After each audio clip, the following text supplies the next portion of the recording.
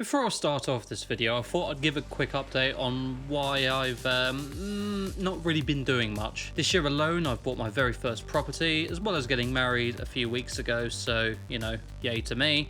But on top of things, I've been coming up with a few more ideas of what I actually want to do with this channel, and not just do reviews with little silly bits of plastic. But anyway, let's get on with actually reviewing those little bits of plastic.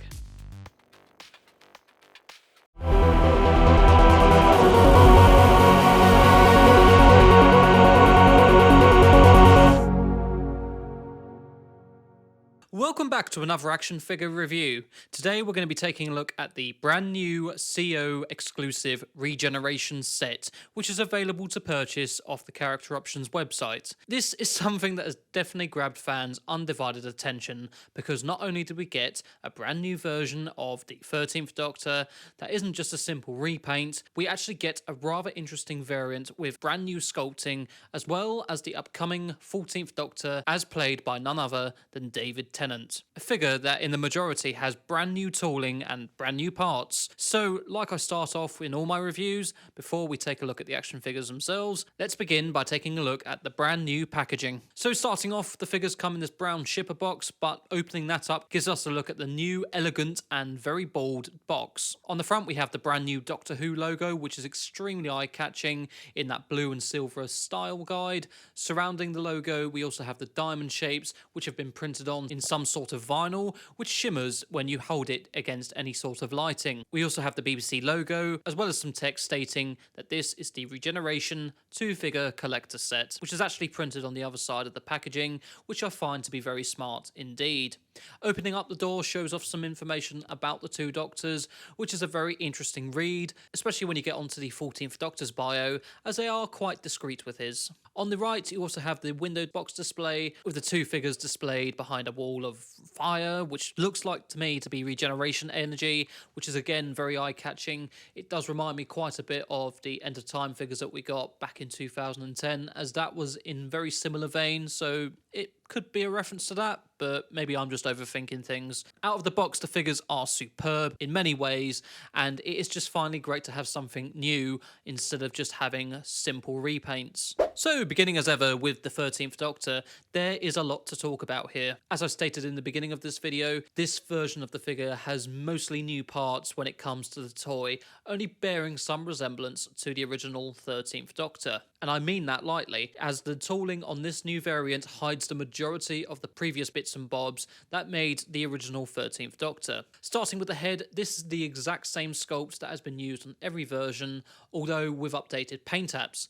All I can say here is that this is definitely the sharpest paint apps we've ever seen on any 13th Doctor figure to this date. Paint apps on the face are also very good, with no bleeds or mishaps in sight. The earring is no longer present due to the fact that the Doctor was probably not wearing it at this time. And then moving down to the costume, this is where some of the new sculpting takes place. The neck down to the shirt is all brand new, and I believe the shirt is supposed to resemble the 12th Doctor's, which is brilliantly sculpted with the long collar. The tie is meant to be the 10th Doctor's Armani tie, which has been painted in a maroon colour, when in actual fact it is meant to be brown with some lilac squares, trying to represent the pattern on the screen-worn tie.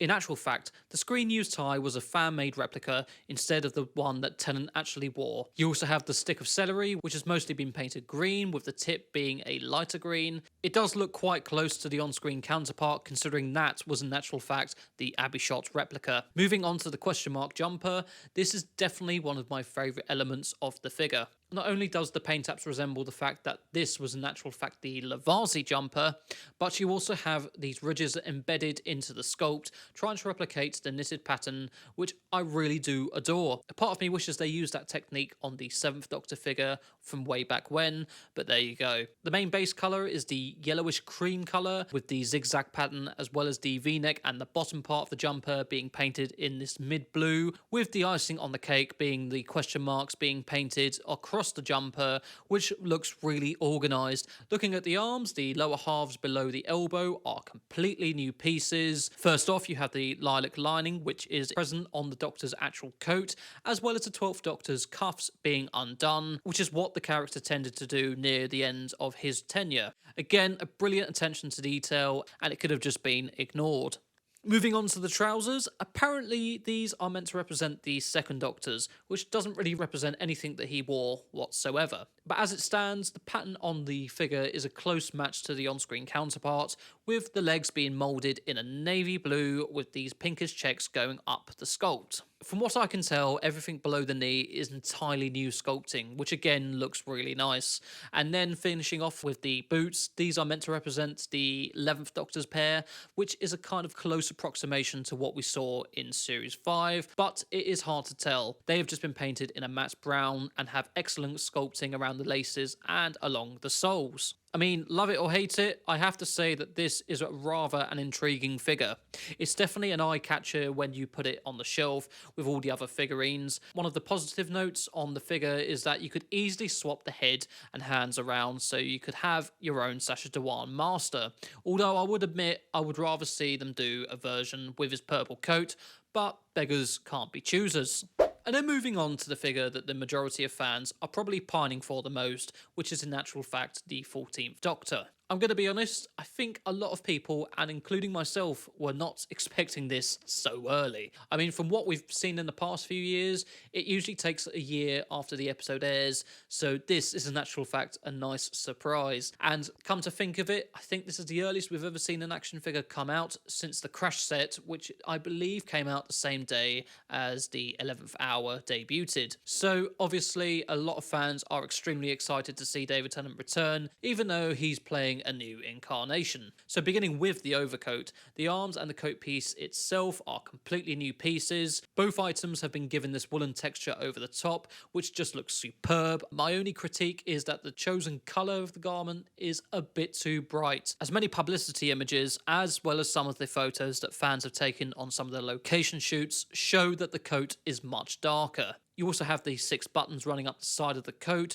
which have just been painted in a matte black. On the arms, you also have some cuff detailing, which is very accurate to the on-screen garment. And then moving on to the rest of the costume, 14 wears a white shirt, which is a very nice vibrant white, as well as sporting this silver knitted tie, which has got some grey splotches over the top to try and replicate that knitted pattern to what we have seen on screen. The waistcoat is also extremely detailed when it comes to all the creases, and all the paint apps are just divine when it comes to replicating that blue and brown plaid pattern. And then moving down to the legs, I believe this is the only thing that uses the original parts of the 10th Doctor. Again, this is something that works well when it comes to part reuse, even though the trousers are less baggy this time around. They have also got the same plaid design as on the waistcoat, which runs all the way down the legs.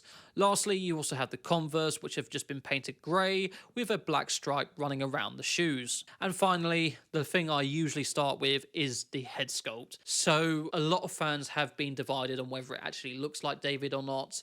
It's mostly down to the sizing of the forehead, and even though I could argue and say, well, it's due to the paint apps being applied too thick, which was my initial thought, I will have to say over time, I get what fans are saying.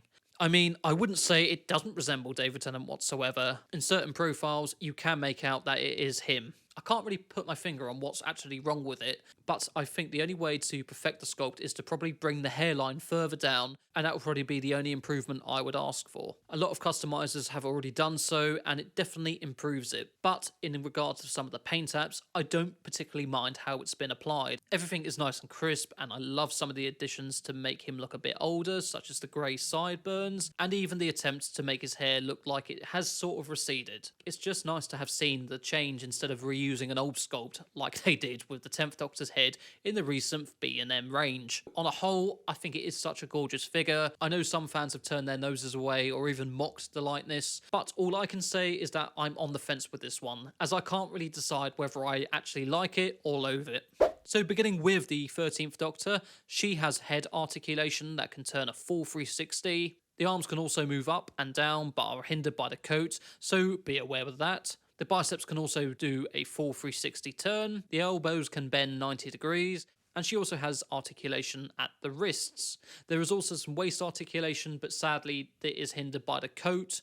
The legs can also move forward and out to the sides. And to finish it off, she also has articulation at the knees that can bend at a 90-degree angle. As for the 14th Doctor, his head can turn from side to side, his arms can do a full 360 turn, and for the first time ever, he also has ball-jointed shoulders, which should sort of please fans. You also have articulation at the biceps and on the elbows, and then articulation at the wrist. He also has articulation at the waist, again hindered by his long coat, and to finish off the figure, he also has articulation at the legs, which can do the splits, but can also be pushed forward. And last but not least, he can also bend at the knee. Overall, I think this has to be one of the greatest sets that we've had for quite some time. It's finally nice for fans of the modern era to finally dip in and be able to get a hold of some new merchandise. And I can see this becoming quite a collectible piece, considering that all the figures that come from the exclusive range are a one-off. So it would be interesting to see what will be released in the main range when it comes to the 14th Doctor. I suppose it could be a coatless variant, meaning that this one will be incredibly valuable to collectors out there. The 13th Doctor is also a fine variant, especially for fans who love that look, even though it was only seen on screen for a small period of time. If you're wanting to pick this set up, then I highly recommend heading over to the character options site and doing so immediately, because once they're gone, they are gone. So thank you all for watching this review, and hopefully I shall see you in the near future.